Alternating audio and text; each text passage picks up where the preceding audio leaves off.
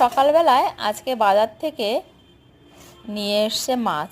একটা এনেছে রুই মাছ আর দুটো এনেছে ওই লাইলন টিকা। তো লাইলন টিকাগুলো তখনও জ্যান্ত ছিল, কিন্তু রুই মাছটা আনতে আনতে কিন্তু মরে গেছিলো। তো আমার তো ভীষণ ভয় লাগে, এত বড় বড় মাছ কাটতে গেলে আমার শুধু একটা কথাই মনে হয় যে আমার মাছ কাটতে গিয়ে হাতটা কেটে যাবে না তো।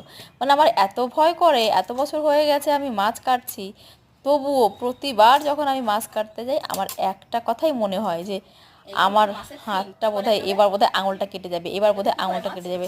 তো তোমাদের কীরকম হয়? আমার কিন্তু ভীষণ হয়। তবে মাছ তোমাদের দাদা চেষ্টা করে বাজার থেকে কাটিয়ে আনতে, কিন্তু আজকে যে দোকান থেকে মাছটা নিয়েছিল তো সেই দোকানের লোকটা মানে মাছ কাটার মতন সময় ছিল না। তো বললো যে ঠিক আছে চলো বাড়ি নিয়ে যাই। তো ওই জন্যই বাড়িতে নিয়ে এসছে। তো আমি কিন্তু বসেছি মাছ কাটতে, আর আমার কিন্তু মাছ কাটতে আমার আপত্তি নেই, কিন্তু মাছ কাটতে আমার এত দেরি হয় যে আমি মানে কি বলবো, মাছ কাটতে বসলে আমার দুনিয়ার সব ভয় মনে পড়ে যায়। মনে হয় যেন এই বোধহয় আঙুলটা কেটে গেল, এই বোধহয় আঙুলটা কেটে যাবে, এই বোধহয় খোঁচা খাবো। মানে এই করতে করতে আমি এত ভয় পাই যে বটির সামনে মাছ ধরতে আমার দিন চলে যায়। তো যাই হোক, মেয়েকে এখানে বলছিলাম বাবা গিল কাকে, এই যে মাছেরা তো গিল দিয়ে শ্বাসকার্য চালায়, মানে কানকো দিয়ে, তো সেটাই মেয়েকে বলছিলাম এইটা হচ্ছে কানকো। তো মেয়ে বলছিল মা, কালকে ওকে পড়াচ্ছিলাম সায়েন্সের বইটা, তো বলছে মা আমাকে তুমি আজকে দেখাবে কোনটাকে কানকো মানে গিল বলে। তাই বললাম এই দেখ বাবা, এইটা হচ্ছে গিল, এই যে এইটা দিয়ে মাছেরা শ্বাস নেয়, মানে জল থেকে অক্সিজেনটা নেয়। তো এইভাবে মেয়ের সঙ্গে কথা বলছিলাম, আর এদিকে মাছ কাটতে কিন্তু সত্যি আমার অনেকটা দেরি হয়ে গেল।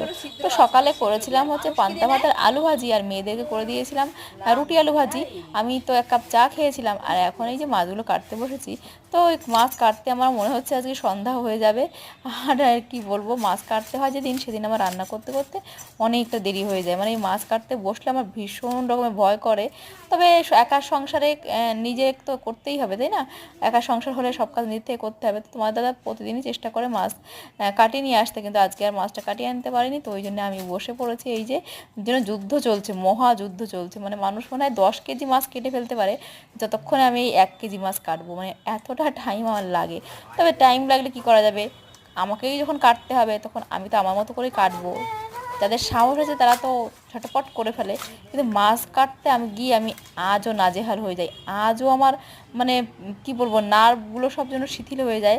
ভীষণ টেনশন হয় যে এই বুঝি আমি আমার হাতটা কেটে ফেললাম, প্রতি মুহূর্তে মনে হয় এই বুঝি আঙুলটা কেটে গেল। মানে এতটাই ভয় করে মাছ কাটতে।